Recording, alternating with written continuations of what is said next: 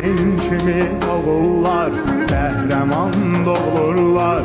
Xalqına savaşında öndə gedən biriydin.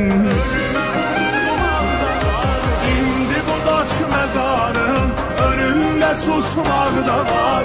Danışdıqca gözlərin sənə qulaq asmaqda var. Yarın qoydun hər şeyi, sən demə qismətində. Hər şeyə qalib gəlib, ölmə uduzmaqda var.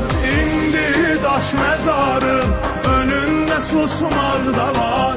Danışan gözlərindən sənə qulaq asmaqda var. Yarın qoydun hər şeyi, sən demə ta